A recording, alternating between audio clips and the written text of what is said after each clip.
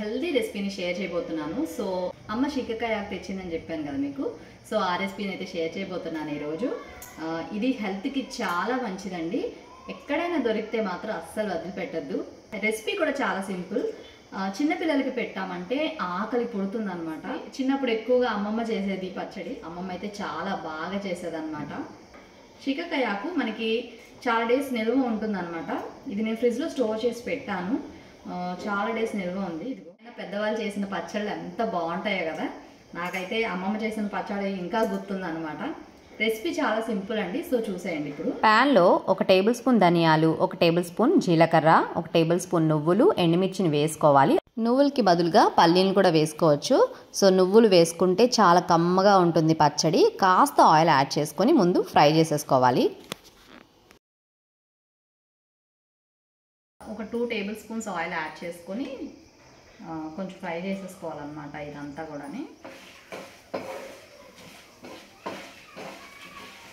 Recipe చాలా simple అండి, కానీ హెల్దీ కూడా చాలా.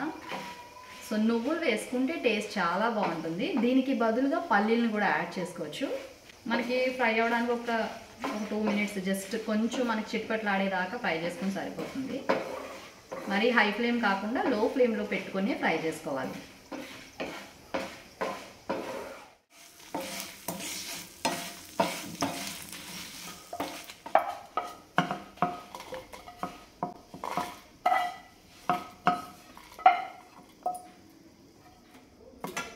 ఈ శీకాకాయ ఉంది కదా, దీన్ని జస్ట్ మనం ఇలా అంటే లీవ్స్ అన్నీ కూడా సెపరేట్ అయిపోతాయి. స్పెషల్గా ఏం క్లీన్ చేయాల్సిన పని ఉండదండి. జస్ట్ నార్మల్గా మనం ఇలా చేత్తో ఇలా నలిపామంటే సరిపోతుంది.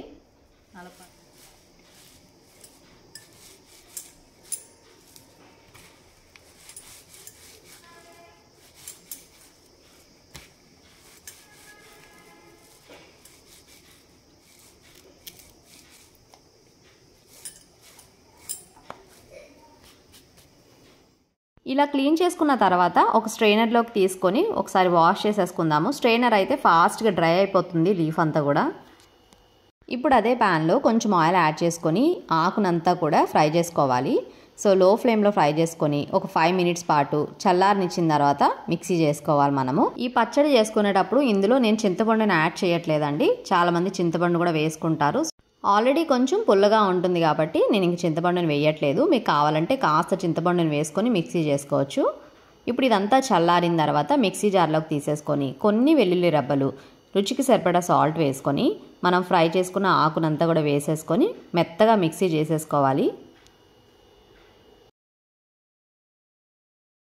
ఇప్పుడు తాలింపు వేసేసుకుందాము. అదే ప్యాన్లో కాస్త ఆయిల్ ఎక్కువగా వేసుకొని ఎండుమిరపకాయలు, వెల్లుల్లిపాయలు వేసుకొని 2 నిమిషాల పాటు చిట్పడలాడిన తర్వాత మిక్సీ పట్టిన పేస్ట్ అంతా కూడా ఇందులో వేసేసుకొని 2 నిమిషాల పాటు ఫ్రై చేసుకొని స్టవ్ ఆఫ్ చేసేసుకోవడమేనండి.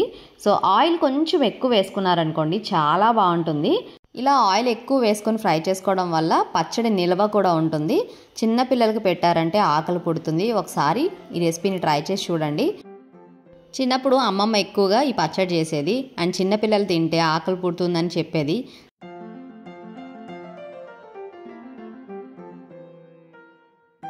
రెసిపీ అయితే రెడీ అయిపోయింది. ఇప్పుడు టేస్ట్ చేసి చూద్దాము ఎలా ఉందో. వేడి వేడి అన్నంలో కొంచెం నెయ్యి వేసుకొని తింటే చాలా బాగుంటుంది.